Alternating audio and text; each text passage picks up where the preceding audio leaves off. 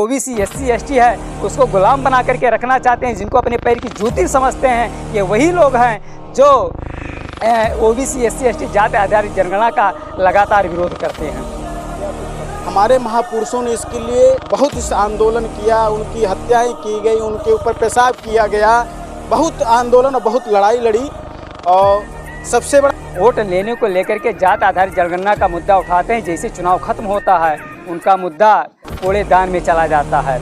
या मनुस्मृति में लिखा था स्त्री शूद्रों ने दिए था, स्त्री और शूद्रों को पढ़ने का अधिकार नहीं है, किसी प्रकार का अधिकार उसमें नहीं दिया गया था। इस नाते धन्यवाद तो बाबा साहब डॉक्टर भीमराव अम्बेडकर का है, जिनका आने वाली पीढ़ियां सदैव ऋणी रहेंगी। उनके बदौलत जब देश में संविधान लागू हुआ तब ओबीसी को कुछ पायदान मिला आगे बढ़ने का।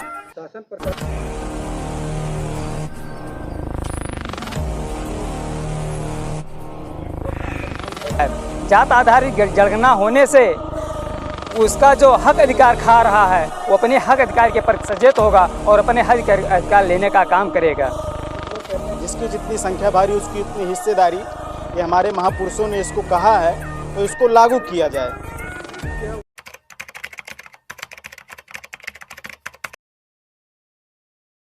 क्या कुछ मांगे आप लोगों की जो आज आप जिला अधिकारी कार्यालय हैं? सबसे पहले आपको धन्यवाद, आभार जो इस कार्यक्रम को समायोजित करने के लिए अपने कैमरे में शामिल करने के लिए आए।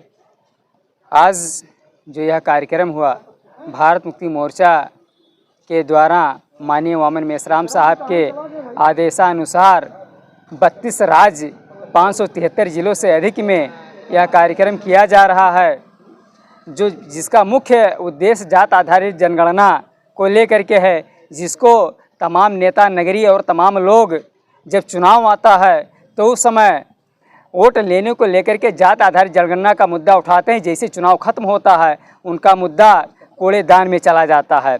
यह भारत मुक्ति मोर्चा आज से नहीं, जब से यह संगठन निर्माण हुआ बहुत बार भारत बंद कर चुका जात आधारित जनगणना को लेकर के, और लगातार आंदोलन चला रहा है, जिसका परिणाम रहा कि मुख्यमंत्री तक को बोलना पड़ता है कि मुझे जात आधारित जनगणना करवानी है।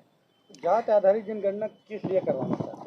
जात आधारित जनगणना से ये पता चलेगा कि अभी हमारे लोगों को तो बहुत सारी बातें पता है कि कौन क्या खा रहा है क्या नहीं खा रहा है, उसको ये नहीं पता है कि हमारा जो 90% हक अधिकार है वो 3.5% ब्राह्मण खा रहा है।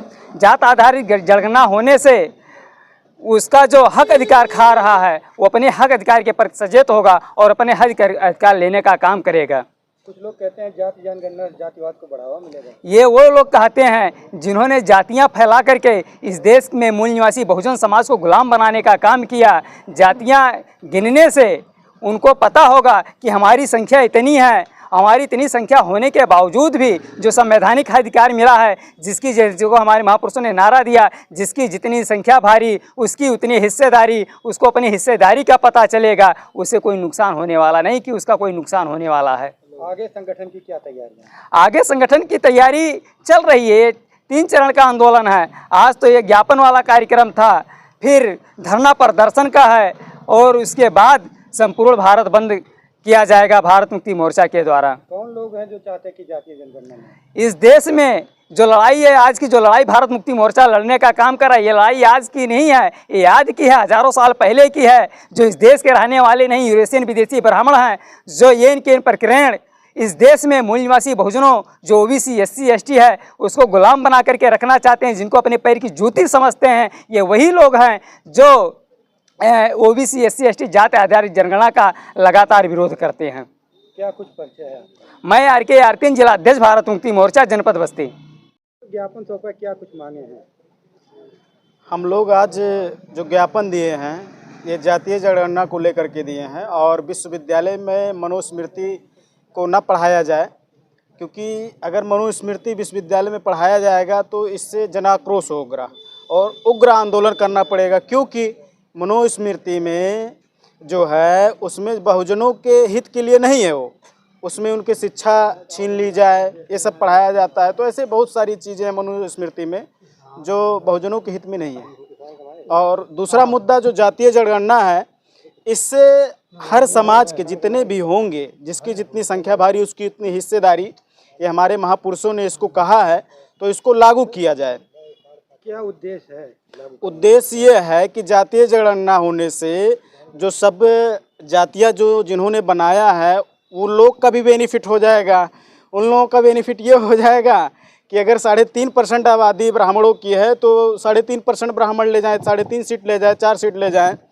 अगर ठाकुरों की सिंह जो क्षत्रिय समाज है, अगर उनकी आबादी 11% है, 10% है तो 10 सीटें वो लेके जाए। अगर कुर्मी की आबादी 13% है देश में तो 13 सीट वो लेके जाए। हम चाहते हैं कि सबको पैरेलल और बराबर का हक अधिकार मिले। अच्छा, अगर सरकार जातीय जनगणना नहीं कराना चाहती है तो जो EWS लागू सरकार ने कर दिया तत्काल, बिना किसी आंदोलन के, बिना किसी प्रस्ताव के, खटाखट उन्होंने अपना जो है EWS लागू कर दिया। तो हम लोगों का जो 27% OBC का आरक्षण है, हमारे महापुरुषों ने इसके लिए बहुत आंदोलन किया, उनकी हत्याएं की गई, उनके ऊपर पेशाब किया गया, बहुत आंदोलन और बहुत लड़ाई लड़ी।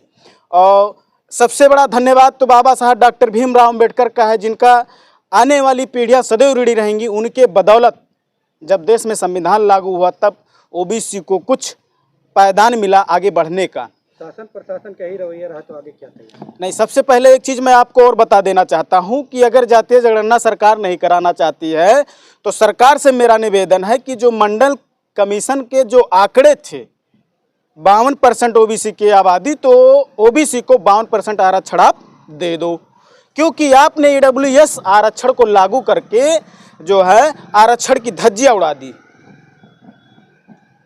क्या कुछ परिचय है आपका? हमारा नाम ठाकुर प्रेम नंदवंशी, जिला अध्यक्ष राष्ट्रीय पिछड़ा वर्ग मोर्चा और पूर्व सांसद प्रत्याशी लोकसभा बस्ती। जो इन्होंने इस बहुजन समाज के लिए अधिकार हनन करने के लिए जो व्यवस्था लागू किया है उसको रोका जाए, यही मांगे हैं। और क्या कुछ कहेंगे? महाकारुणिक भगवान बुद्ध, बोधिसत्व बाबा साहब डॉक्टर PR अम्बेडकर और इनके साथ साथ बहुत से हमारे पूर्वज जैसे ज्योतिबा फूले साहब, लक्ष्मी सावित्री फूले साहब, संत कबीर और गुरु रविदास, तमाम ऐसे तमाम संत पैदा हुए जिन्होंने इस कुव्यवस्था का विरोध किया। इसके साथ साथ पहले भगवान बुद्ध ने इसी व्यवस्था का जन आंदोलन करके इसकी धज्जियां उड़ाने का काम किया था, और इसके बाद में नष्ट करने के बाद में यहाँ समता, स्वतंत्रता और बंधुत्व, भाईचारा का संदेश दे करके तमाम लोगों को राजा महाराजा बनाने का काम किया। हजारों वर्षों तक इनका शासन रहा और मनुस्मृति समाप्त हो गई।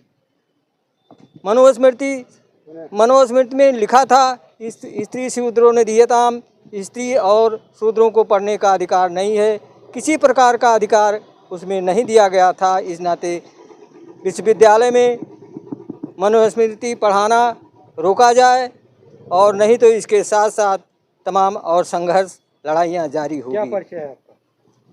मेरा परिचय इस प्रकार से है, मैं बुद्धिस्ट इंटरनेशनल नेटवर्क से जिला प्रभारी नियुक्त किया गया हूँ। मेरा नाम प्रज्ञानंद भंते है।